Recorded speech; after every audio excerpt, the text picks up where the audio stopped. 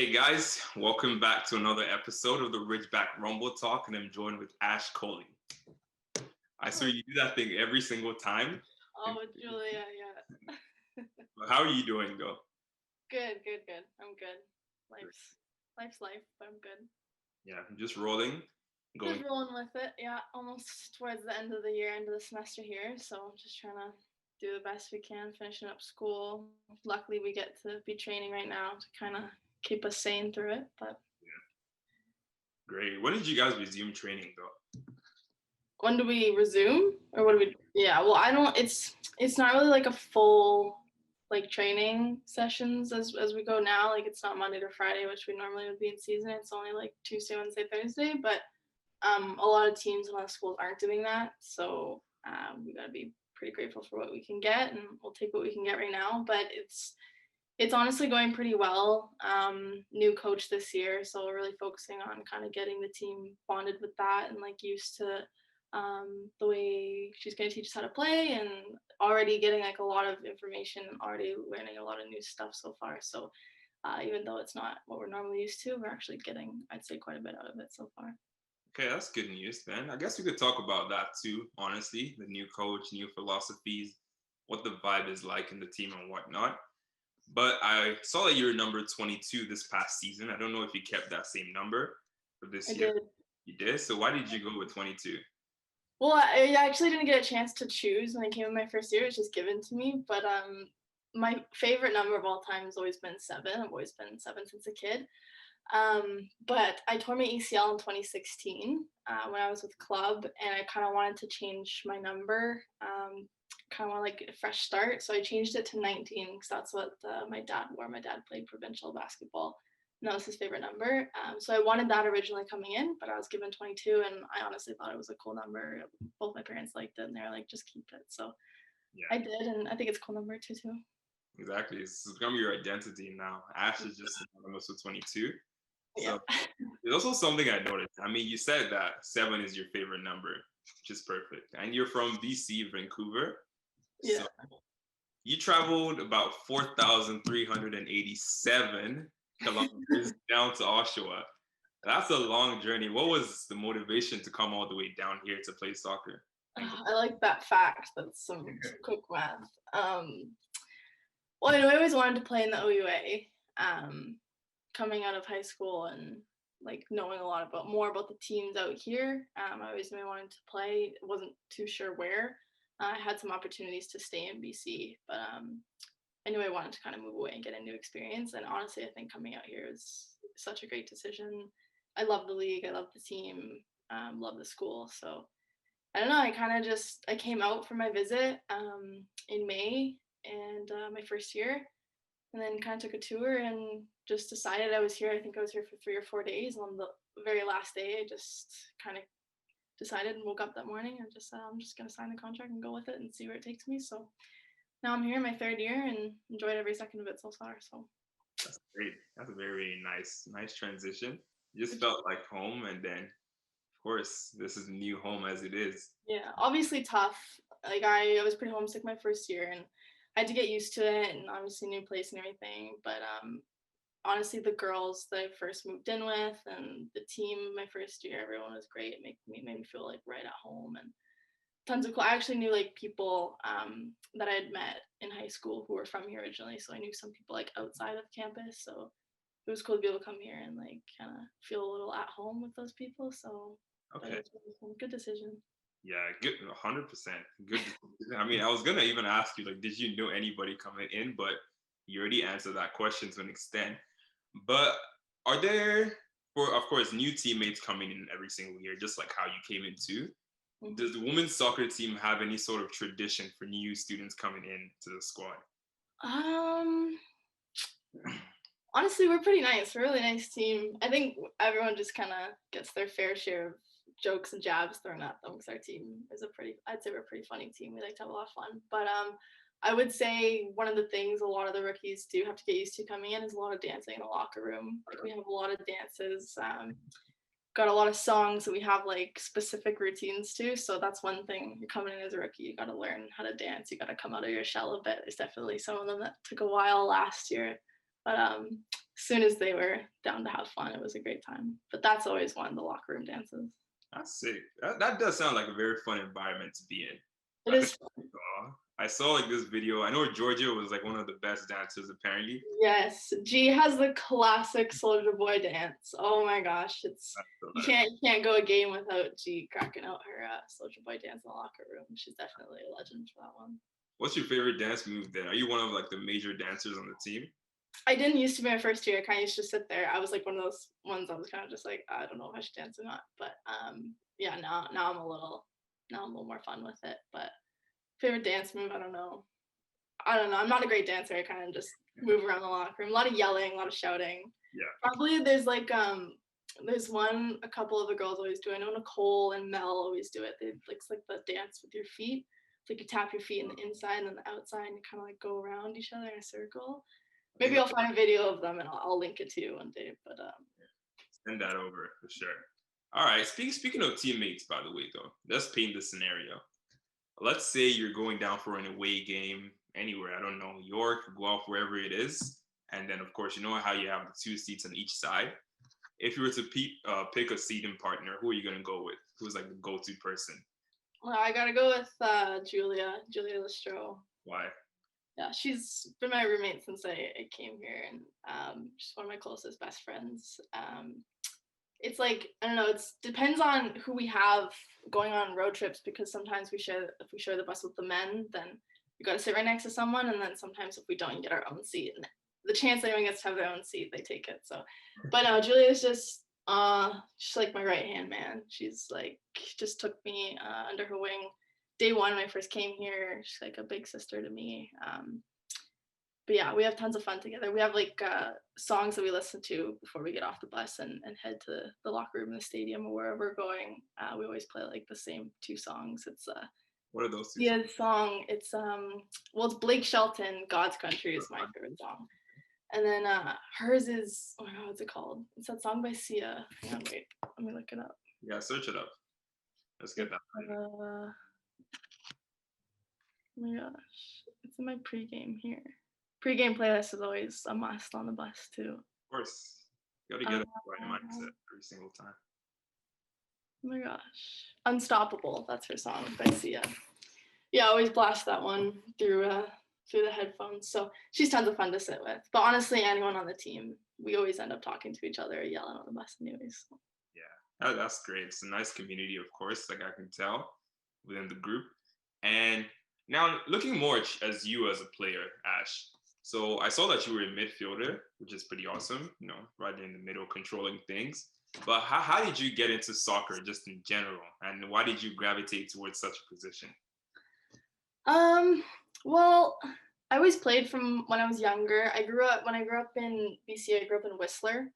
And I played for like the Timbits League there since I was 4.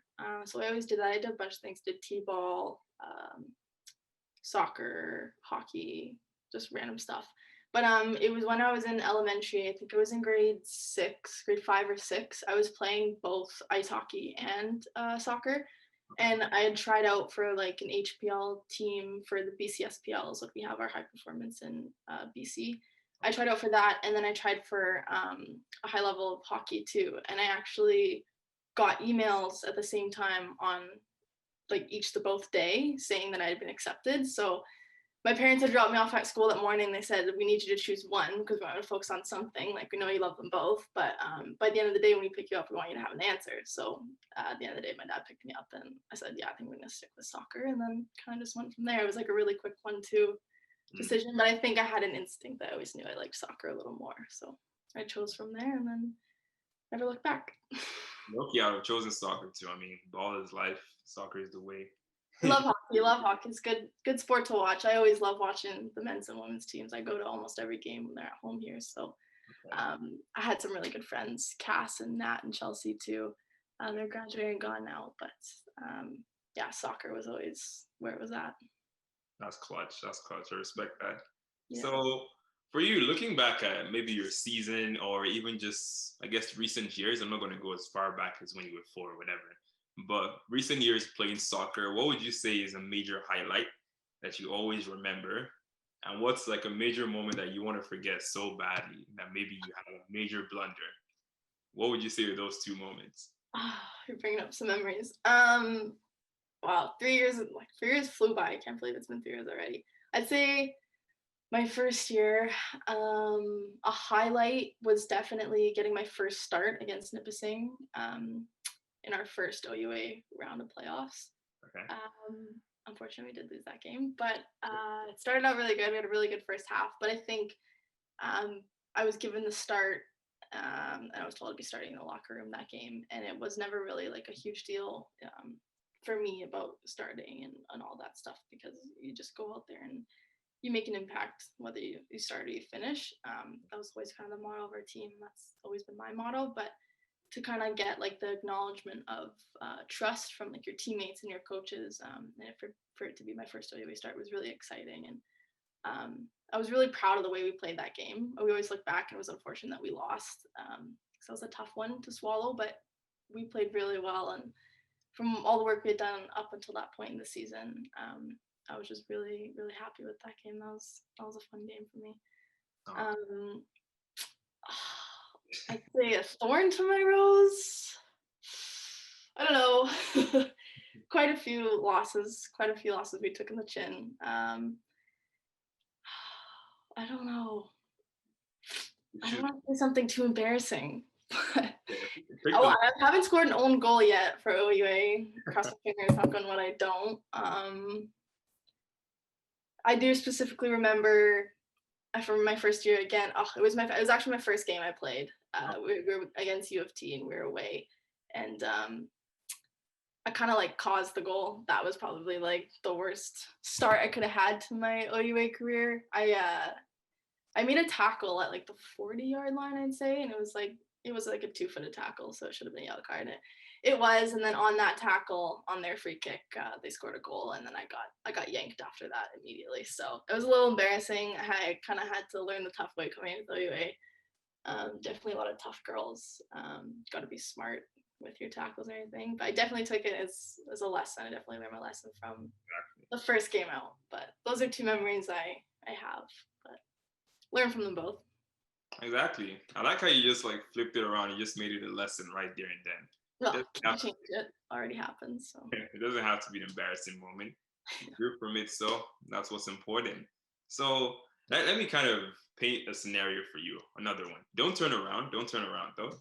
But if Jordan Knobs was standing right behind you right now, what would your reaction be?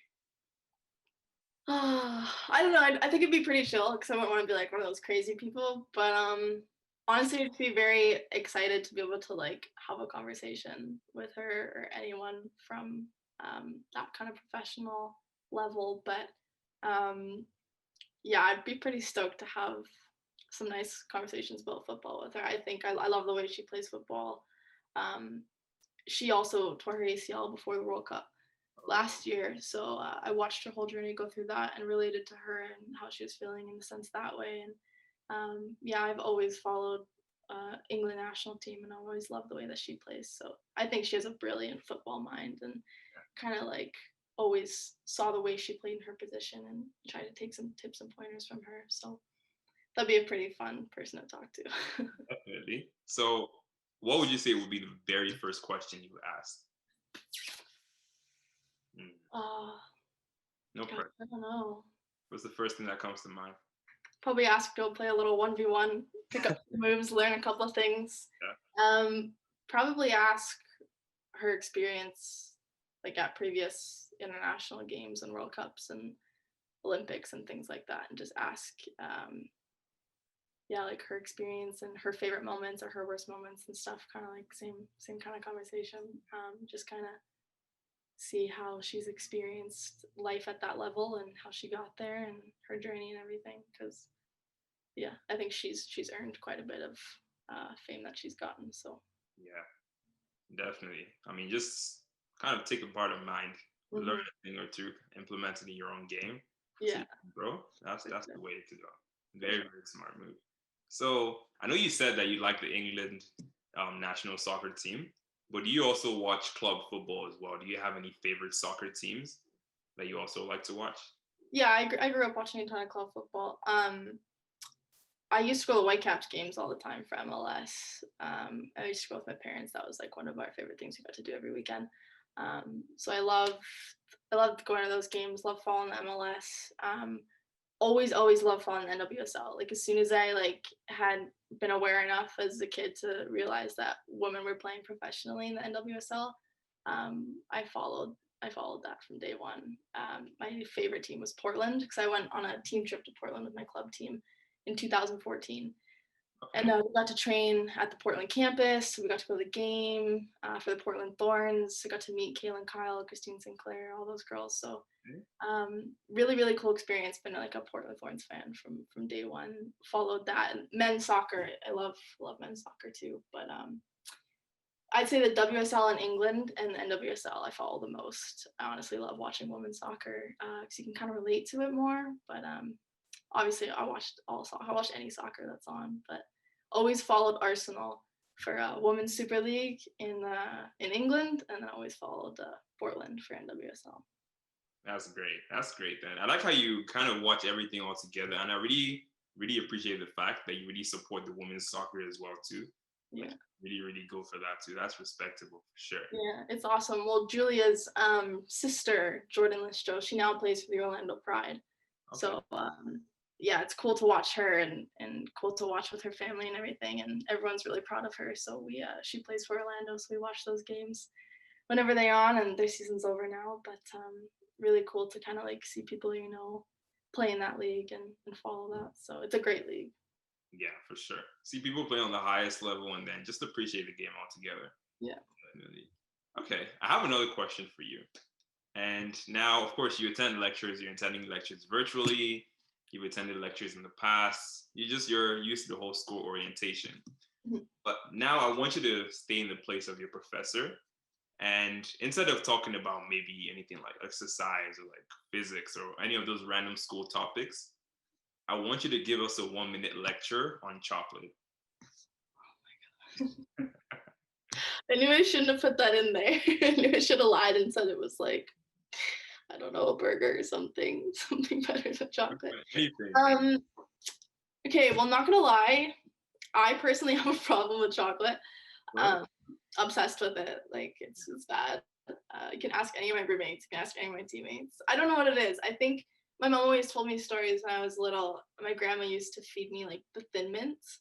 Okay. When I was like a baby, like I was like 4 months, like shouldn't have been eating food, but like she used to kind of just slip them in my mouth. And I think from there I gradually had a slight addiction to chocolate. But yeah, definitely mostly at the end of the day, it's bad at night, mostly after like a salty dinner. Or, of course I have vegetables, I have all of the necessary nutrients to recover.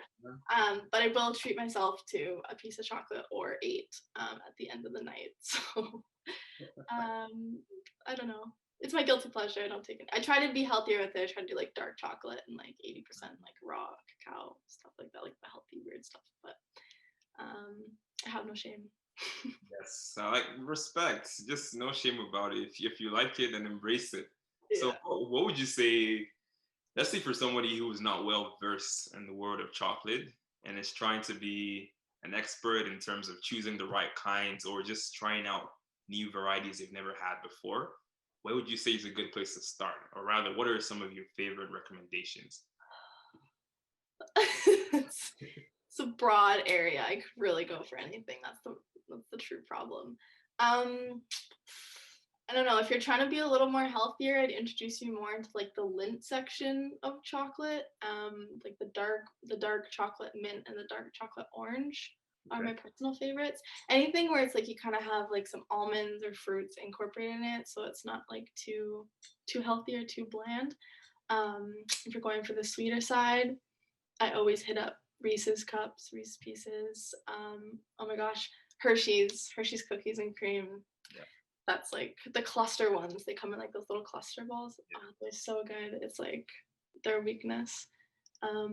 Anything, I don't know. Nestle always has like the best sweet chocolates, but I could go anything. And now it's a problem because I was at the store the other day and they have all the Christmas stuff out, like the Christmas advent calendars for chocolate and like the chocolate snowmen. And I came back with a couple snowman chocolates, and my roommates were impressed. But I don't know.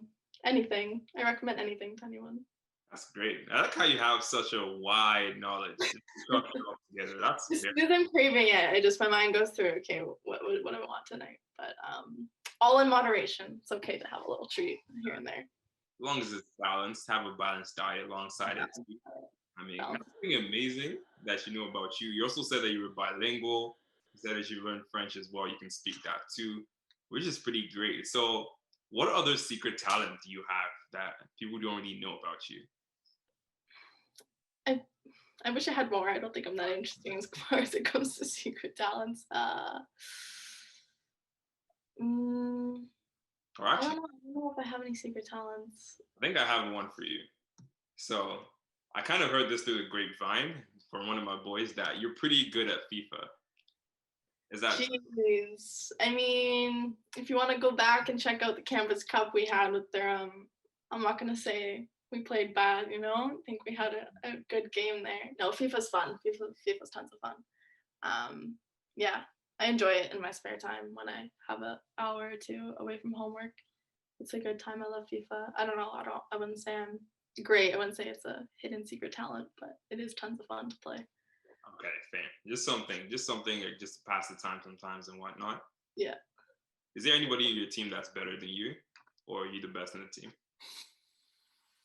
I'd have to say I'd give Nicole a run for her money, but she's pretty good. We often play together on her PlayStation at her house, and she lives just across the street there. So we have a couple good run throughs of a couple of games. She's always a Man City fan. She plays pretty well with them, so she's always tons of fun to play with. She's pretty good. Fair enough. Fair enough. That's solid. Mm-hmm. Okay. So now, before we pivot more and then talk more about your family, upbringing, you as a person, individually, personality-wise, and all of that, I want to play a little game with you. Just a little game of Would You Rather. Okay. Simple, very straightforward, just to kind of get your take and see where you're going with. So, would you rather have 3 feet or 3 hands? 3 feet, extra moves. Facts. That go with the opponent.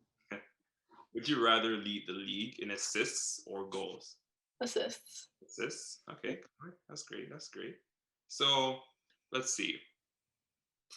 Let's say you're playing in the finals of the playoffs. Okay. And for some reason, they have a golden goal rule. It's not like whoever wins has the most goals at the end of 90 minutes or whatever. Whoever scores wins. All right. Would you rather miss a wide open shot, like open net? You already dribbled past the goalie and you miss, and the other team gets the ball and scores right after? Or would you rather score an own goal and lose the game? Neither, but I would have to say own goal because I feel like it would be more of like a fluke mistake versus if you miss an open net. It's like you're gonna get chewed out a little more for that one. I'd probably be. I get really upset at myself for things, so I'd probably be more upset at myself for that than if I accidentally fluke ball came off my knee or my shin and went in the net. So, and having the other team score right after that would sting a lot. So I'd have to say own goal by accident. Yeah, just about. You can just play it off, give some excuse, and just say, I don't know, I slipped, the ball was wet, whatever it is. Play it off. Happens to the best of us. Exactly. So I have another one. Would you rather make, let's say it's the 90th minute. All right. This is the last play of the game. Would you rather make a goal line save and end the game at 0-0, 0-0? Or would you score a last minute goal and tie up the game 1-1? Last minute goal, tie up the game on 1 because they got more chance to go overtime. So, True. Extra time. Been in that situation before. I didn't score, but yeah, we were tied 1-1, and then I think we went through like a period and a half of extra time. It was like another 20 minutes of extra time, and it was a long game. But honestly, those are tons of fun because everyone's playing like at 120% max. So those are fun. All right, fair enough. So speaking of close calls in the game, let's say, of course, this is the final game of the playoffs again, and you're playing. Actually, let me just paint 2 scenarios for you. Would you rather lose to a rival team, whatever team that is, narrowly, maybe like 2-1 or 3-2? Or would you rather lose to the worst team that's like the worst team in the whole division that just somehow made it to the finals by a huge margin, like 5-0 or 6-1? Which would you prefer? I want to say a rival team, just because I feel like if we were close enough, we played well enough, and we gave our best effort. I feel like at the end of the day, you can kind of look at the scoreline as, I mean, obviously a reflection of the game, but it's not always a reflection of how you play. So I think if we came close to beating our rival or the best team in the league, I would say I'd be proud of us, as if versus if the rival team smacked us Yeah. 6-7-0 or something like that. So probably that one. Although it would be a tough game, but Yeah, it'd be a tough one to swallow, but it's an honorable way to lose, I guess. exactly. I respect a lot of the teams in the league. So All right, that's great. So, on the last and final part, though, how would you say your family has influenced you as a person, Ash, in terms of just the way you think, maybe like your work ethic or your personality, all the different aspects of you as a person? How has your family influenced that? a lot, yeah. I'd say a lot. My parents are great. I think my parents are the greatest people ever. I love them. My dad always played sports. My dad was like a huge sports guy.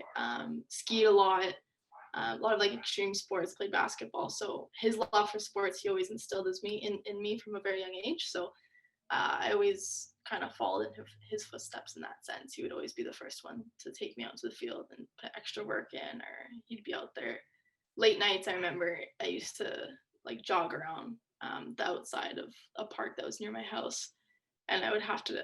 They were like long runs, getting ready for preseason and stuff. And he always used to bring a bucket of chalk, and he would write encouraging things on each part of the sidewalk. So every time I would come back around, there'd be something new on each part. And he just used to spend hours out there watching me run, and he wouldn't go home until I was done. So he was a huge part of my success and development. And yeah, I always loved him as like my number one fan. And my mom is honestly just like the hardest working person I know. My mom has 3 kids, works a lot, loves them a lot. So always kind of looked after her as far as like work ethic goes. And she would always like be the first to say motivating things to me before I went to practice or before I went to school, or if I had a tough game or a tough day. She would always be the first to get me to look at like the positive side of things, which I often had trouble because I'd always be so hard on myself and, oh, we lost this or did that. And she'd always be the first to make me look at the positive side of it. So she was a really good role model, really hard work ethic, like really hard working woman. So really taught me that. She always used to tell me this thing too before, to not get in my head in games. She'd always just write it down, whether it'd be on my wrist or she write down a piece of paper and put it in my soccer bag. She always used to say, fall down 7, get up 8. So no matter how many times you fall, as long as you get up, then it doesn't matter. So yeah, my parents are awesome people. They've always supported me in my journey, and coming all the way out here, really far away from home. They supported me and wanted to see me do my best. So unfortunately, they can't come out this year because of COVID and no season and everything, but you'll see them out at the games. They fly out a couple times a year to come see. So yeah, no, my family's been great. I have a couple siblings too, and they're pretty nice. No, they're really supportive. But yeah, family's huge to me. And like I said, the family that I've created here with my roommates and my teammates and all the people I've met here really made me feel at home. Like I always say, like family's like I actually have it tattooed on my wrist, but yeah, family's like my number one, no matter where I am. So huge influences on who I am as an athlete and person. Awesome. That's very touching altogether. I can really see just the fact that you really opened up and just shared all together. I can see the impact and development and how that has had in you. And I really like how you touched on even your non-biological family that you created here as well. That's very important too. So just so it could end off on that perfect note that you just created, what would you say is your last and final message to the world out there, or just anybody who's watching this? Gosh, I feel like I'm on national television. Yeah. We'll prepare you. Oh, I don't know.